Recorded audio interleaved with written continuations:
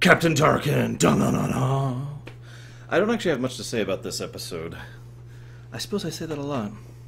I'm almost glad I'm not doing full ruminations of these right now, because I'd be like, so here's a 5-minute discussion about this episode, because I don't have much to say about so many episodes of Clone Wars.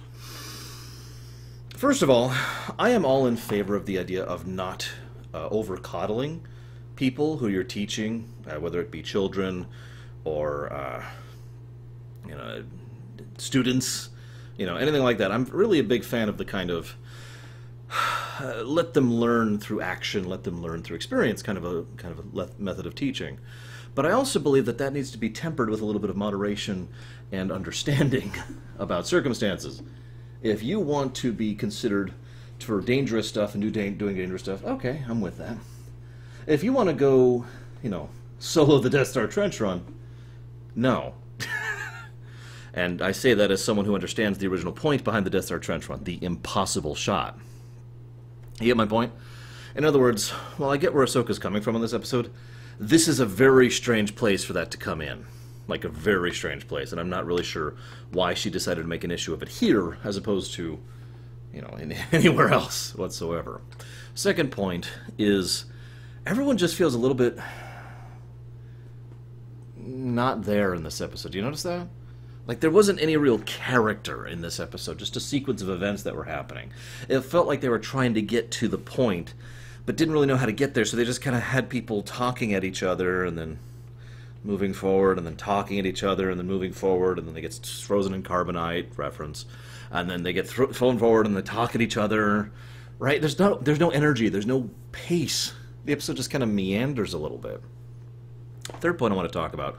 What the hell is with Mr. Prison Warden?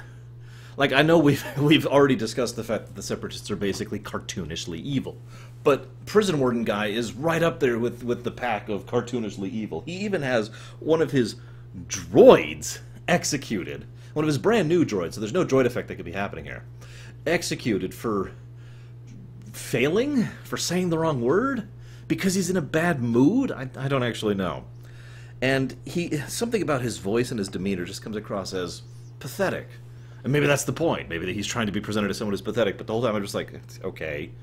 And then, of course, the big reveal, Captain Tarkin, da-na-na-na.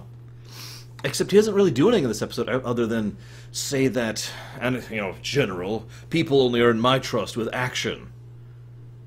Tarkin, buddy, he just infiltrated one of the most defended places in Separatist territory and successfully rescued you and a Jedi Master who you were working with.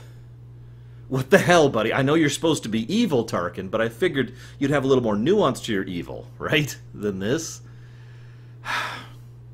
Also, as a quick aside, I'm a little bit surprised that he's merely a captain here. I get the implication, after the purging and after Palpatine takes over, there's going to be a whole lot of empty slots for people to move up, and Tarkin's a loyalist, and blah, blah, blah, but I always kind of mentally assumed that Tarkin was a little bit higher than a captain during the Clone Wars. I don't know, just mental impersonation, or impression, excuse me. And then the episode ends, basically just, to be continued next time. I mean, don't mistake me, I like string continuity, but my point is I don't have anything else to say.